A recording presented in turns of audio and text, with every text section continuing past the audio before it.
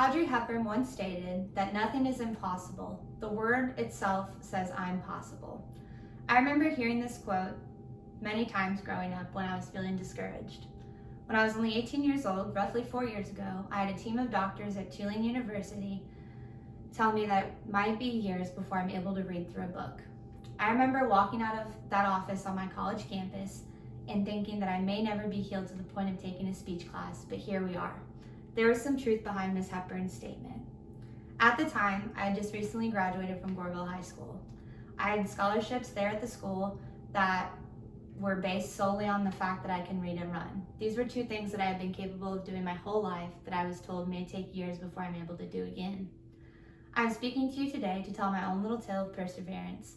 There are many times in life when you are faced with what seems to be impossible. I stand here today to tell you that when you're being told this, it's not always taken into consideration your individual goals, passions, dreams, and work ethic. I had already overcome a few great obstacles when I was faced with this challenge. I was in Louisiana at the time for a scholarship for track and field at Loyola University in New Orleans. If you're also a Johnson County graduate, you know that Goreville does not have a track. That means that for all 4 years of high school, I wasn't even able to practice with my spikes on. Unlike many college athletes, I did not grow up with dreams of going to run in the Olympics for track or even joining the team in high school. I originally grew up in Chicago, where I played soccer and swam for the local club team. When I moved to Goreville, I realized that the high school didn't have either of those sports, and I was actually approached by Mr. Patterson, the high school track coach at the time, in the hallway and asked if I'd like to join the team. I had been fast as a center during soccer growing up, and I'd always had to stay in shape for swim club, so I figured why not? At every track meet in high school, I had to run 4 events at almost every meet because our team was so small. My relay team went on to be the first girls from Goreville to ever qualify for state, and I went on to be what I believe is still the only girl from Goreville to ever sign a track and field scholarship. The doctors at Tulane weren't telling me that it would take years to read a book again over something that took years to develop. My ability to read a paragraph was lost literally within an instant. It originally felt like there was no way that that could be possible. What did they mean that it could take years for me to recover? Throughout high school, I worked at Walt's Pizza in Marion. I do love the double-decker. That winter of my first semester of college, I returned to Illinois for Christmas break. Like a lot of kids my age, I came home for break and decided that I would make some money at my old part-time job while I was here. I don't have any actual memory of the motion of my forehead colliding with my first car's steering wheel. One minute I was listening to music with my turn signal on, waiting to cross Highway 37, which a lot of us are familiar with. And the next, I was in the grass on the side of the highway. My car had been driven straight through at roughly 60 miles an hour. The entire trunk and back seat of my '99 Land Rover Discovery had folded like an accordion. This all happened in December of 2017, before we had a local trauma center. I was immediately rushed to Heartland Hospital in Marion and airlifted from Marion to Deaconess in Evansville, Indiana.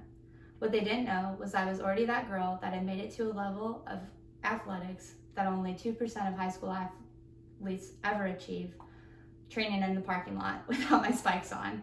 That fight was still in me, whether I had 14 stitches in my face or not. Initially, I refused to believe that I had been affected at all. There were things I could not physically do because of my brain injury. I slept more than I ever had in my life and couldn't keep food down consistently for the first 3 weeks. I had never experienced an injury that stopped me from doing what I had done my entire life, which was train for a sport and attend school. I went back to practice at the end of the month of that January and would black out at the finish line almost every time. I wasn't able to sustain the only lifestyle that I had known, and I returned back home to Illinois in the spring. I tried to return to school again that fall and truly struggled with reading in a straight line. Imagine you're reading and you pick up portions of each sentence above and below. It did take time for me to be able to read again, but it didn't take years, because I was and still am that girl who sees a limit and starts brainstorming how she's going to beat it. I've come to learn that there are a lot of little quotes and life lessons that we pick up when we're younger that don't show their true meaning until we grow a little bit older. I held on to that Audrey Hepburn quote in what now seems like trivial times, getting a good grade on the school science fair or performing well at my Christmas program when I have a solo. I share my story with you today not to incite pity for myself. I do not think that there is anything to feel pity for. I can look back on that moment in my life now when I thought that it would never be the same and feel grateful that I went through that experience. That's what Miss Hepburn missed within her quote. She missed the part about the impossible being a broad assumption. Who said it was impossible? Is what may seem impossible to you impossible to the person sitting next to you? Remember the story that I shared with you today and consider when you are, as a person, the next time you are told that your goals are impossible.